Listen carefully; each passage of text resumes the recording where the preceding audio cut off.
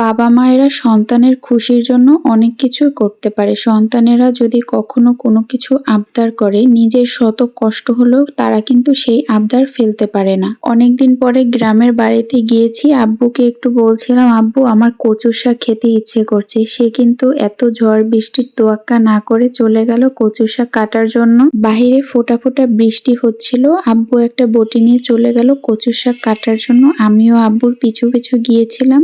এইগুলো দেখতে আমার অনেক বেশি ভালো লাগে। অনেকদিন পরে গ্রামে গিয়ে এরকমের জিনিসগুলো দেখতে আমি অনেক বেশি এনজয় করি।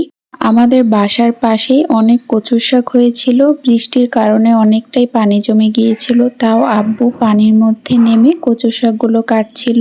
শত হলেও মেয়ে আবদার করেছে কচুর শাক খাবে, সে কিন্তু পানির মধ্যে নেমে তারপরে কচুর শাকগুলো কেটে নিয়ে এসেছে। আব্বু বেশ অনেকগুলোই কচুর শাক কেটেছিল। আমরা বাবা মেয়ে মিলে কচুর শাকগুলো নিয়ে বাসায় চলে এসেছি। এই তাজা তাজা কচুর শাকগুলো খেতে অনেক বেশি মজার হবে। আর এই কচুর শাকটা যেই চিংড়ি মাছ দিয়ে রান্না হবে সেটাও কিন্তু পুকুরের একদম তাজা চিংড়ি মাছ। আম্মু কচুর শাকগুলোকে প্রথমে খুব ভালোভাবে ধুয়ে তারপরে ছোট ছোট টুকরো করে কেটে নিয়েছিল। এরপর কচুর শাকগুলো রান্না করার পালা। প্রথমেই আম্মু চিংড়ি মাছ দিয়েছিল। এখানে চিংড়ি মাছটাকে একটু হালকা থেতো করে দিয়েছে। এরপর দিয়ে দিয়েছিল পরিমাণ মতো হলুদ আর একটু সামান্য পরিমাণে মরিচের গুঁড়া। এই কচু শাকের মধ্যে কিন্তু ভাজা মরিচের গুঁড়াটা ব্যবহার করা হবে, তাই মরিচের গুঁড়াটা একটু কম পরিমাণেই দিতে হবে। এরপর পরিমাণ মতো লবণ দিয়ে এর মধ্যে একটু রসুন থেতো করে আম্মু দিয়ে দিয়েছিল। এটা জাল করে যখন ফুটে উঠবে পানিটা, তখন কেটে রাখা সব কচু শাকগুলো এর মধ্যে দিয়ে ভালোভাবে নেড়ে দিতে হবে। কচু শাকগুলো দিয়ে ভালোভাবে নেড়ে এটাকে ঢেকে দিতে হবে। এই কচু শাকটা একটু ঢেকে রান্না করতে হবে, তাহলে কচু শাকটা খুব ভালোভাবে সিদ্ধ হবে এবং খেতেও অনেক টেস্টি হবে। কচু শাক রান্না করতে খুব বেশি সময় লাগে না, কিছুক্ষণ ঢেকে দিলেই কচু শাকগুলো একদম সিদ্ধ হয়ে যায়।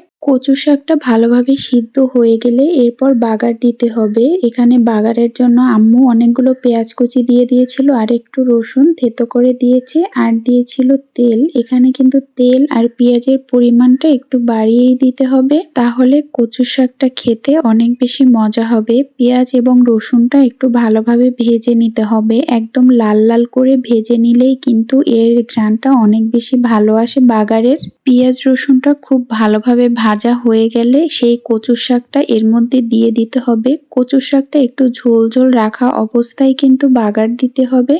বাগারের ঘ্রাণটা আমার কাছে অনেক বেশি ভালো লাগে। এই বাগারটা যত বেশি ভালো করে দেওয়া হবে কচুর শাকটা খেতে তত বেশি টেস্টি হবে। এরপর আম্মু অনেকগুলো শুকনো মরিচ ভেজে গুঁড়ো করে রেখেছিল, সেই গুঁড়োটা দিয়ে দিল কচু শাকের মধ্যে। খুব ভালোভাবে নেড়ে মিশিয়ে দিতে হবে। এরপর দেখলাম আম্মু একটা চামচ দিয়ে কচু শাকগুলোকে একটু থেতো করে দিচ্ছে। এটা করলে নাকি কচু শাকটা একদম মাখো মাখো হয়ে যায় আর খেতেও অনেক ভালো লাগে। এই পর্যায়ে আম্মুর কচু শাক একদম রেডি হয়ে গেছে। এই কচু শাকটা দেখতে যেমনটা লোভনীয় লাগছে, খেতেও অনেক বেশি মজার। আম্মুর হাতের এই কচু শাক রান্নাটা আমার কাছে বেস্ট মনে হয়। আমি যত জায়গায় যতজনের হাতে রান্না করা কচু শাক খেয়েছি, আম্মুরটা আমার কাছে সবসময় বেস্ট লেগেছে।